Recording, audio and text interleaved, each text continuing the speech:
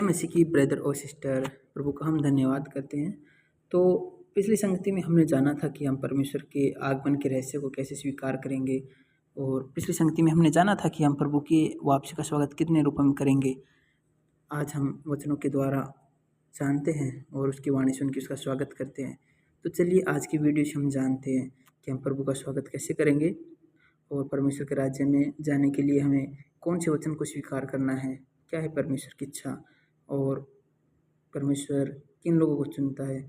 चलिए हम वचनों से शुरुआत करते हैं। पिछली संगति में हमने जाना था कि अंत के दिनों में जब प्रभु लौट के आते हैं तो वो कैसे आते हैं। कुछ लोग कहते हैं स्वर्गदूतों के साथ बादलों पे उतरेंगे और हर एक आँख उन्हें देखेगी। कुछ लोग कहते हैं कि वो चोर के समान आता है, और कुछ लोग कहते हैं कि मैं नहीं जानता, लेकिन वह पहले गुप्त रूप में आ सकते हैं और फिर श्वेत बादलों पे आएंगे। लेकिन कुछ कहते हैं कि मुझे यकीन नहीं है, मैं सीखना चाहता हूँ। तो भाई बहन, हम सभी सीखने वाले हैं ना, हम सीखते हैं यहाँ वचनों से, क्योंकि प्रभु अगर सीधे बादलों पे उतरते हैं तो फिर हर एक मानव जाति देखेंगी।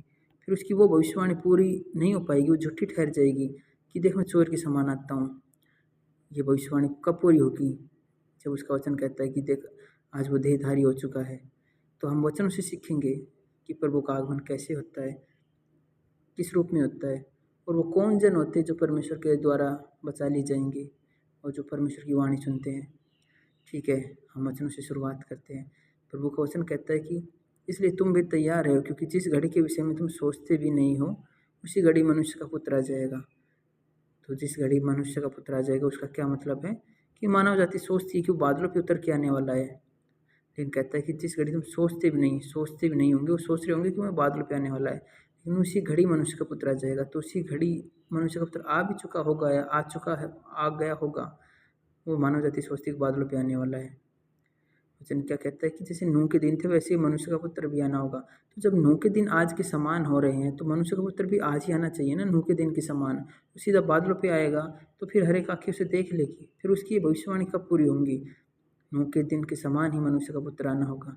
तो नूह के दिन के समान ही हम वचनों से सीखेंगे कि प्रभु का आगमन कैसे होगा। बाइबल की भविष्यवाणी कहती है कि क्योंकि जैसे बिजली पूर्व से निकलकर पश्चिम तक चमकती है वैसे ही मनुष्य का पुत्र का आना होगा। तो बिजली पूर्व से चमक के पश्चिम तक जाने का अर्थ यही होता है कि परमेश्वर का आगमन जो है पूर्व से लेकर पश्चिम तक हर देश में जाना चाहिए और हर एक देश में पता होना चाहिए। वैसे ही मनुष्य का पुत्र का भी आना होगा। तो मनुष्य का पुत्र भी उसी तरह से आएगा कि पूरे संसार में, पूरे मानव जाति में उसकी जो है आगमन का स्वागत किया जाए। यहाँ हम वचनों को देखते हैं कि यहाँ दो चरण हैं। देह में अपना कार्य करने के लिए सबसे पहले आपदाओं में सार्वजनिक रूप में प्रकट होंगे, या फिर अंतिम दिनों में गुप्त रूप में देह के रूप में कार्य करेंगे।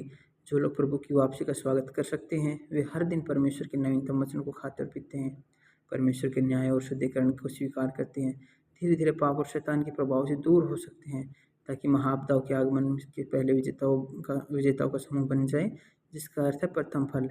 तो हम यहाँ पे दो ऑप्शन देखते हैं। तो ऑप्शन बी हमें उचित लग रहा है, क्योंकि हम समझ रहे हैं वचनों से कि वो एक गुप्त रूप में, ध्येय के रूप में आके जो कुछ लोग प्रभु की वाणी स्वीकार करते हैं उन्हें वो नए वचन देता है, ताकि वो खुद को शुद्धिकरण कर सके, खुद को पवित्र कर सके। क्योंकि मानव जाति अभी इतनी पवित्र नहीं हुई है कि सीधे परमेश्वर को बादलों पर प्रकट होते देखे और उसके द्वारा उठा ली जाए।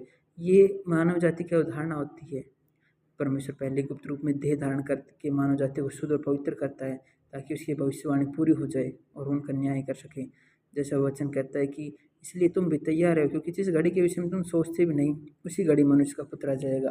कहता है वचन कि देख मैं चोर की नहीं आता हूँ, जो चोर की नहीं आके आता है। और उसका वचन कहता है कि खुलेआम प्रकट परमेश्वर देह में अपना कार्य पूरा करने के बाद सफ़ेद बादलों पर खुले तौर पर प्रकट होगा। देखो मैं बादलों के साथ आने वाला है और हर एक आँख उसे देखेगी, वरन जिन्होंने उसे भेजा था उसे भी देखेंगे, और पृथ्वी के सारे कुल के कारण उसे छाती पीटेंगे। तो इसका अर्थ ये होता है कि वह बादलों के साथ आने वाला है, हर एक आँख उसे देखेगी। लेकिन कब?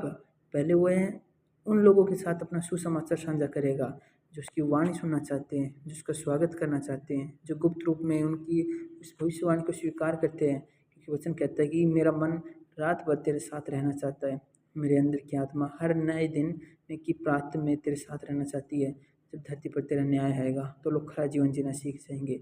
आज धरती पर उसका न्याय आ चुका है और लोग खरा जीवन जीना सीख रहे हैं। जो उसकी वाणी है उसको सुन के उसका खरा जीवन जीना सीख रहे हैं। धरती पे उसका न्याय आ चुका है, जगह जगह तबाही, आपदा और कलेश आ चुके हैं। ये परमेश्वर का न्याय है। परमेश्वर का न्याय उन लोगों के लिए भी है जो दिन रात मसीह में है, दिन रात बाइबल पढ़ते हैं, क्योंकि परमेश्वर जानता है कि किसको कौन उचित है और कौन अनुचित है। तो हर एक के साथ न्याय कर रहा है, और यही वो परमेश्वर का देह धारण है जो मानव जाति के बीच में प्रकट होता है। धरती पर जब तेरा न्याय आएगा तो लोग खरा जीवन जीना सीख जाएंगे। और आज वचनों को पढ़ के ही लोग खरा जीवन जीना सीख रहे हैं, वचनों को सुन के खरा जीवन जीना सीख रहे हैं और नए वचन की लालसा कर रहे हैं। जैसा प्रभु ने कहा है कि अंत के दिनों में तुम्हें नए वचन खाने और पीने के लिए देगा, कि अंतिम दिनों के वचन ही तुम्हें शुद्धिकरण और पवित्र करेंगे। तो आज की संगति हम यहीं पे समाप्त करते हैं ब्रदर सिस्टर। नेक्स्ट